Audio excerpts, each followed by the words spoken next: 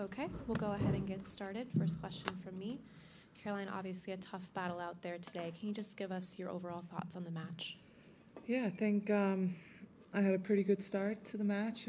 Obviously up 6-1, 2-love, chances for 3-love, and I played well, kind of was in control of the points. I felt like I was taking time away from her. Didn't get the 3-love break, and all of a sudden 2-1, she starts getting more into the match, and I gave her a little chance, and she started playing better, and all of a sudden, I found myself not being able to finish off the points as easily, and she got to a lot more balls, and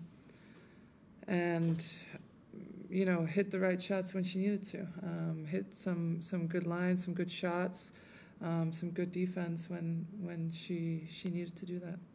Thank you. Questions, please, in English to start. English question? Yeah, hi, Claes Hilleström from TT News Agency of Sweden. I would like to ask you to elaborate a little bit more on the difference between like the first set and then the second and the third. Because it seemed like in the first set, as you said, you seemed like you were very, very focused. You won it very head on. But then in the second, it seemed like something happened. Would you say that you dropped focus? Did you become like physically tired or mentally? How would you describe the process?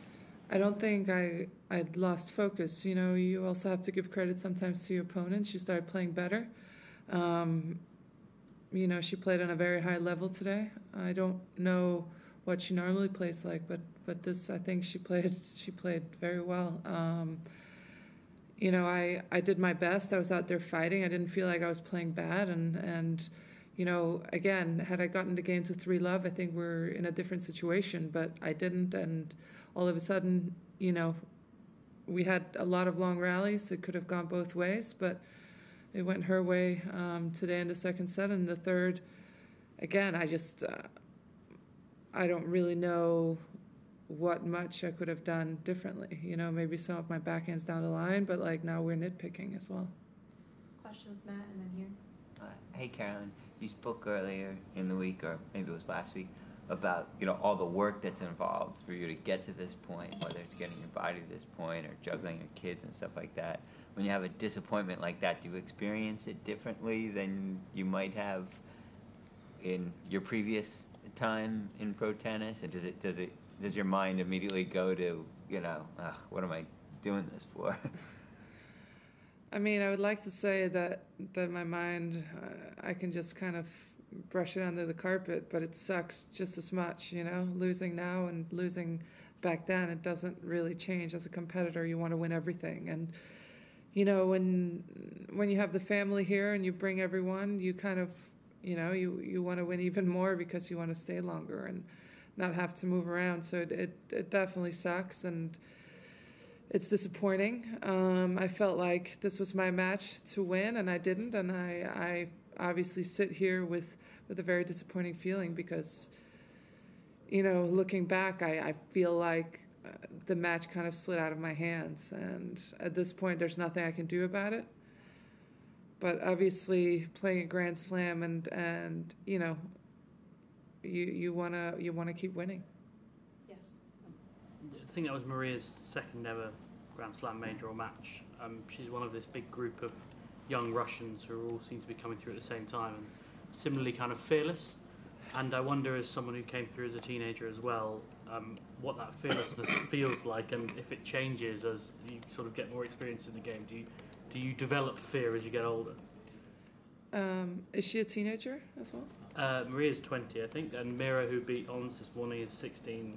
Yeah, I mean, Mira, obviously, I think everyone knows about her. She's playing extremely well and fearless. She came on tour, I think, similar age to me. I think it's different when you're 20, but obviously things change as well. A lot of players play a lot longer, and the careers are longer, and the body is taken care of, I think, in a different way. But yeah, I think that's kind of what it's always been, right? You have the young ones coming up, you have the older generation, you have kind of in between, and kind of tennis moves on. A few more English questions here and here. I too suffer from rheumatoid arthritis, and the weather conditions today are giving me quite a bit of grief. I'm just wondering if you're having any effect. It's having any effect on you today. It's part of our lives, and it is what it is. I'm not going to blame that on my loss today.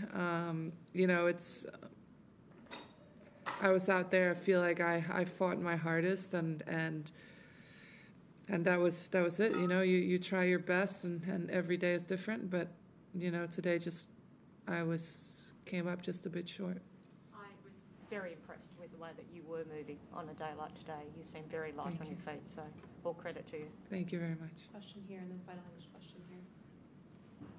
Iga spoke about it yesterday, but I was wondering if you're happy to comment on Rafael Nadal becoming a Saudi ambassador for tennis in Saudi Arabia, and whether you have any concerns about the WTA finals being held there.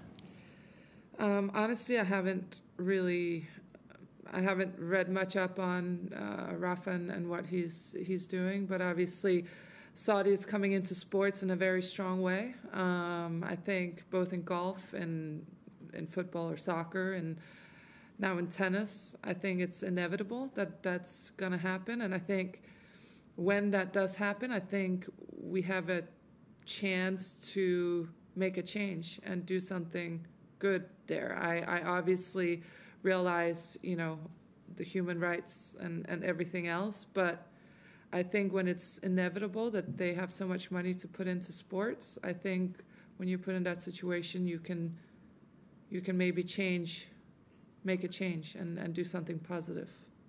Final English question right here. Caroline, what are your plans schedule-wise in terms of how far ahead this year have you looked? Because, obviously you're very strong on hard courts, and what are your choices that you're going to make over the next few months?